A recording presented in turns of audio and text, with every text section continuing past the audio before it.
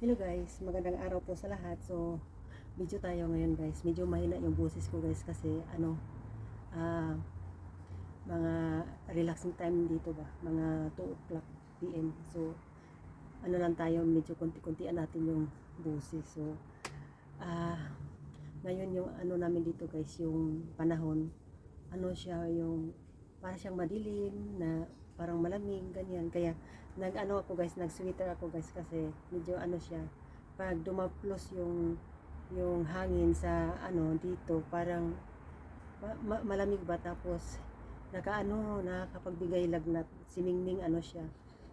Pagkatapos niya mag Berlin mga 1 week doon, ano pag uwi niya nilagnat siya. Kaya ano, tuwing Miyerkules guys, pumupunta kami sa parents ng kaibigan ko na nasa ibaba.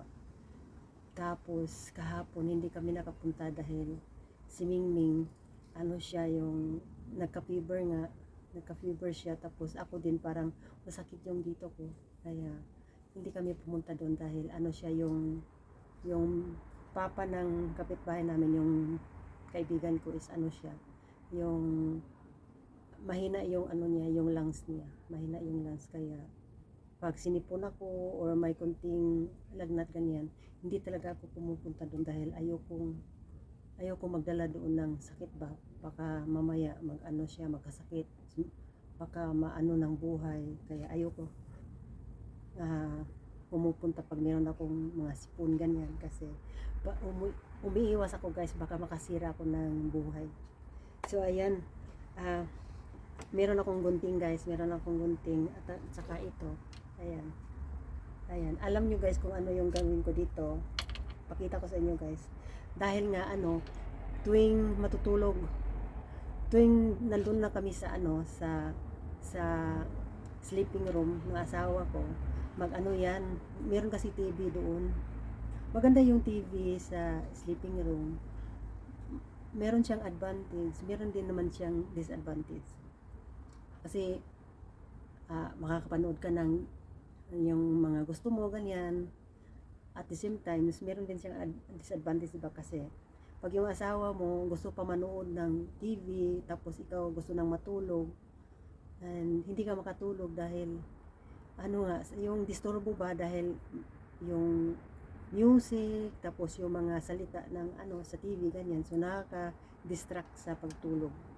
Kaya ang ginawa ko guys, kasi hanggang ano yan, minsan hanggang alauna ng yung 1 AM ganyan.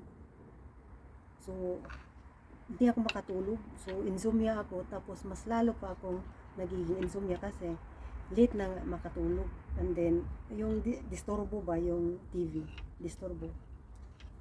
Pero wala akong magawa kasi gusto niya gusto niya yung manonood muna, tapos hanggang makatulog yan, tapos nakaandar yung TV, tapos pag kukunin ko yung ano, yung remote, maano niya yan, mapansin, sabihin ba yan, wag mong ano, wag mong patayin yung ano TV.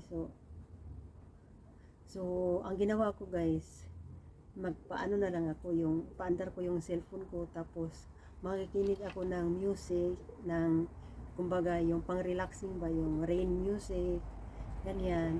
So lagi ko yan pinakikinggan tuwing matutulog ako.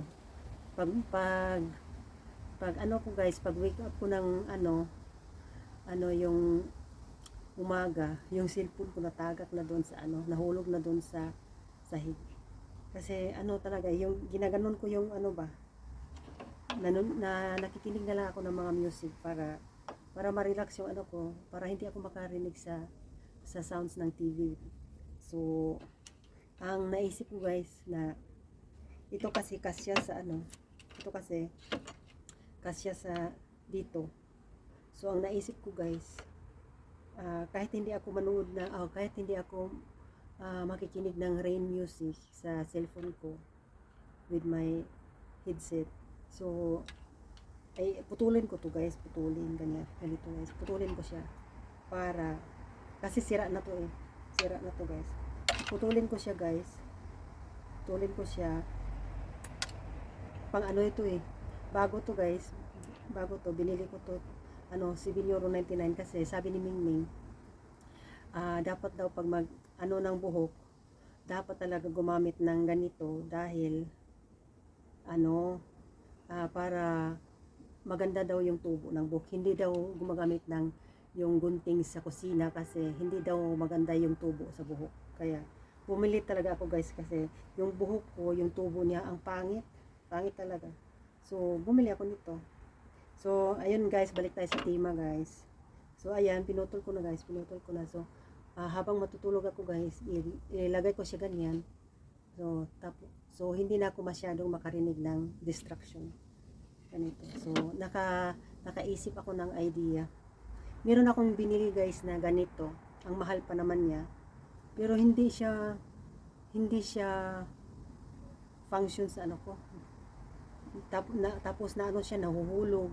Mahal pa naman, €6.99. Pero hindi siya maganda.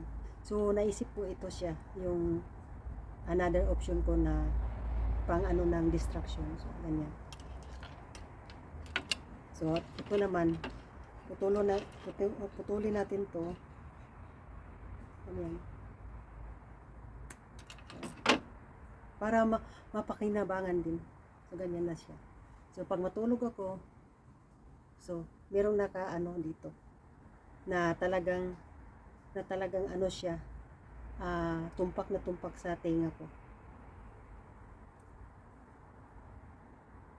Maganda siya guys. Maganda siya guys. Hindi ko masyado narinig yung ano, yung mga auto ba na dumadaan. So siguro maganda to. Kasi pag nilagay ko siya, tapos ngayon maririnig ko yung kotse, yung mga cars nag ano. So pag pinasok ko siya,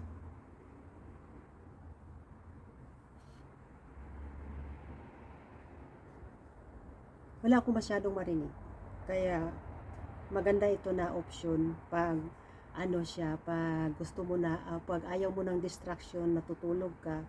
So ito yung another na paraan para maibsan man lang yung distraction ba.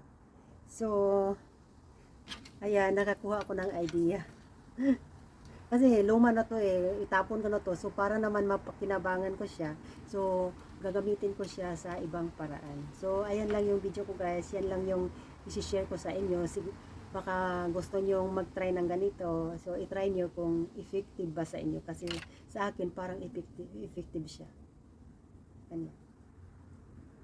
So, thank you for watching guys. See you in the next vlog. And yeah, ano lang tayo, vlog lang, enjoy para pang remembrance ba lang araw. So, God bless us all. Bye-bye.